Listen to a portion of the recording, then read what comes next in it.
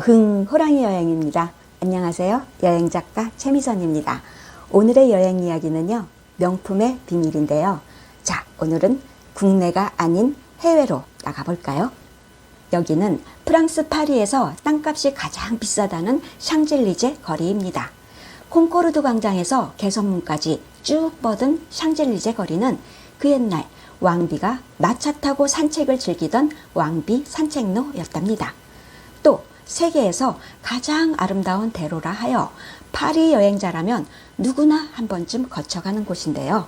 특히 이곳에 사람들이 몰리는 이유는 여기가 바로 명품 거리이기 때문이랍니다.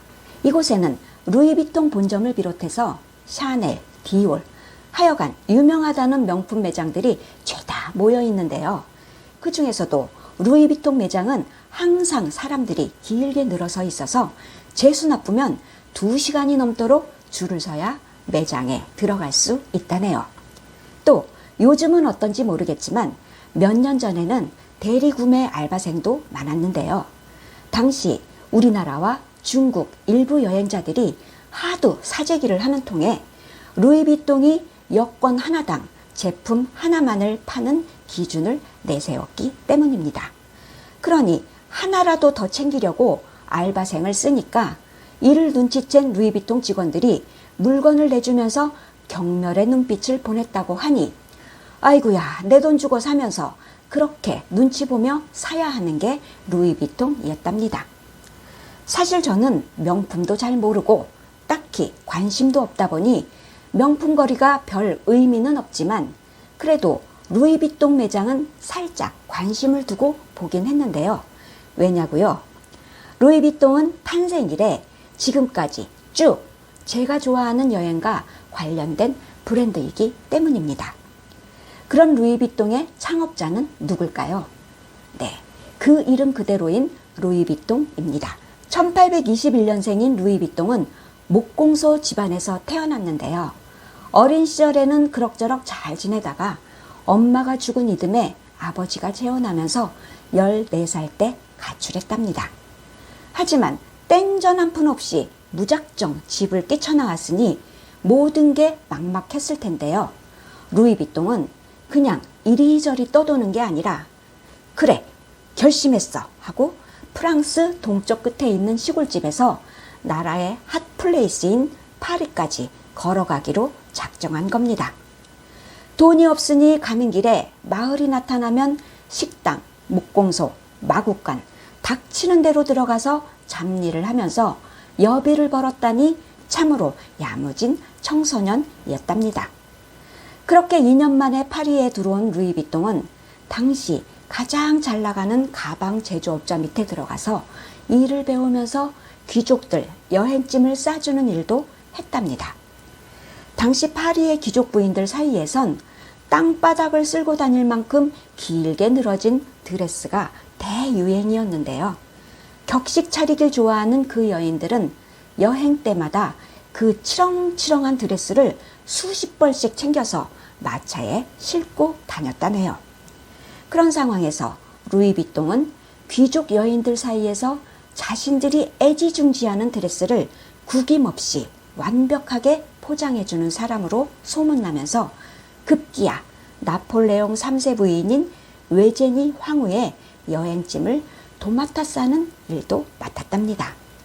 그 일을 너무나 착실하게 잘한 루이비통은 자신을 예쁘게 본 황후의 후원으로 1854년에 드디어 자신의 이름을 건 매장을 오픈했는데요. 이때 손상되기 쉬운 섬세한 물건도 안전하게 포장, 드레스 포장 전문이라는 문구를 담은 간판을 내걸었답니다. 말하자면 포장 전문 가게로 이것이 곧 오늘날 루이비통의 시작이랍니다. 그런 루이비통은 4년 뒤인 1858년에 획기적인 여행 가방을 만들었습니다. 사실 기존의 여행 가방이란 건 통나무 괴짝이나 마찬가지였는데요. 묵직하죠. 뚜껑도 반원형인지라 마차에 여러 개를 쌓아 올리기도 불편했답니다.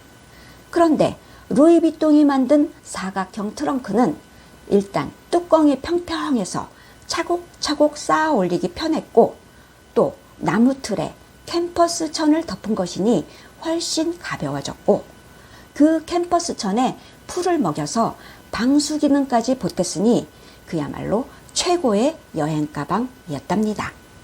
뿐만 아니라 그동안 다른 사람들 짐을 워낙 많이 쌓아왔던 루이비통은 트렁크 내부도 옷, 신발, 기타 소지품을 분리하는 칸막이까지 설치했으니 얼마나 편리했겠습니까?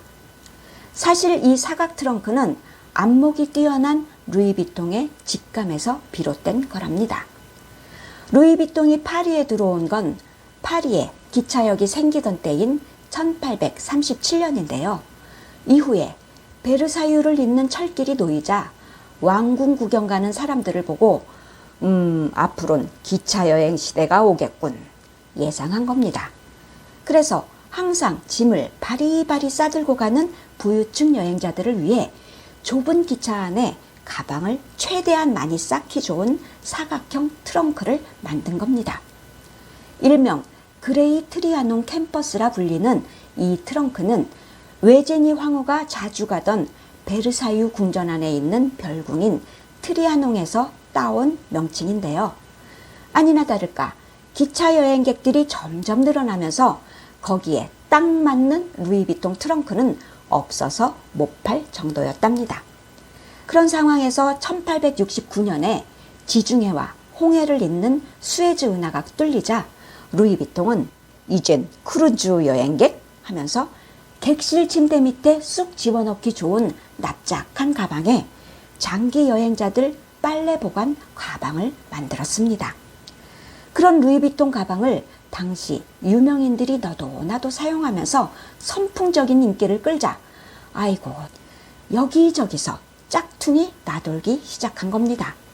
그러니까 루이비통이 엄마 요것들이 하면서 바둑판 무늬 패턴으로 차별화했는데요. 짝퉁들이 그것까지 따라 했으니 열불났을 겁니다. 그로부터 4년 뒤인 1892년에 루이비통이 죽었고 가업을 이어받은 아들 조르주 비통도 짝퉁 때문에 골머리를 앓다가 새로운 패턴을 고안했는데요. 아버지 이름의 머리 글자인 L과 V자를 겹치고 꽃과 별 모양을 섞어 만든 모노그램 캠퍼스가 지금의 루이비통 상징 로고랍니다. 사각 트렁크로 대박난 이듬해인 1859년에 오픈해서 지금까지 운영되는 루이비통 공방은 내 물건은 소중하니까요 하면서 고객들이 특별 주문한 별난 제품 만들기로 유명하답니다. 책꽂이 같은 해밍웨이 트렁크, 열리면 침대로 변하는 탐험가 트렁크, 여배우가 주문한 옷장 스타일 트렁크, 월드컵 트로피 케이스 등 다양한데요.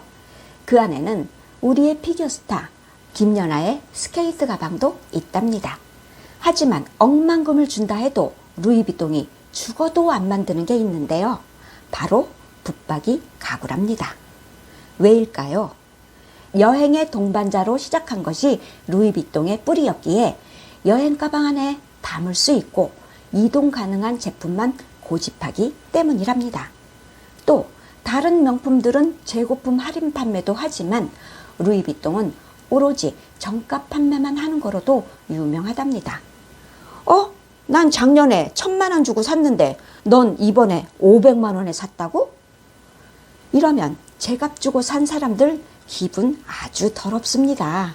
그래서 재고품을 싸게 팔아치우기보다 차라리 불에 태워버리는 게 루이비통이랍니다. 그러니 루이비통은 국내에서도 나도 드디어 명품 백 들었어 자랑하는 명품 입문 브랜드로 통한다는데요.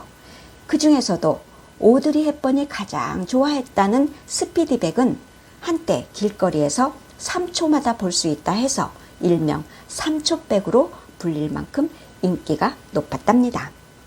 그렇게 품위 지키기로 유명한 명품인데 2015년에 우리나라에서 통닭이 그 명품처럼 데려다 그야말로 큰 코 다친 일이 있었답니다. 당시 경기도 양평에 한 치킨집이 문을 열었는데요. 가게 이름이 루이비 통닭이었던 겁니다. 루이비통을 떠올리게 하는 상호도 그렇지만 포장지도 딱 루이비통 무늬였는데요. 그걸 어찌 알았는지 얼마 후 루이비통이 영업금지 가처분 신청을 낸 겁니다. 아유, 큰 회사가 째째하게 동네 치킨집까지 하겠지만 품위에 목숨 거는 루이비통이니까요. 그 결과 법원이 그 상호 쓰면 안 돼, 위반하면 하루 50만 원씩 루이비통에 지급하라는 명령을 내렸는데, 글쎄 주인이 앞에 한 글자 덧붙이고 띄어쓰기 해서 차 루이비 통닭으로 바꾸고 영업을 계속했답니다.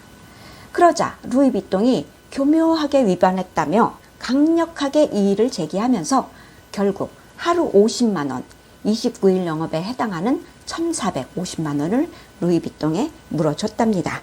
지금도 짝퉁이 가장 많은 명품이 바로 루이비통이랍니다. 나이 들면 명품백 하나쯤은 들어줘야 무시당하지 않는다지만 제게는 루이비통 정품은커녕 짝퉁도 없답니다.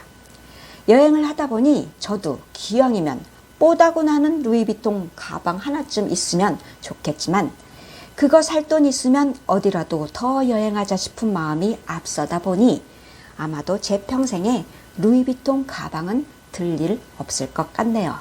그저 평범한 배낭이다 보니 공항 수화물 벨트에서 주인 찾아 빙빙 돌아다닐 때도 누군가 내 배낭 탐낼 리도 없으니 마음도 편한 게 딱 제 스타일입니다. 어쨌든 루이비통도 짝퉁이라면 진절머리 치는데요. 다음에는 진짜 무서운 짝퉁 이야기니까 기대해 주세요. 오늘 이야기는 여기서 끝. 이제 구독, 좋아요, 알림, 호랑이가 부탁해요. 어흥.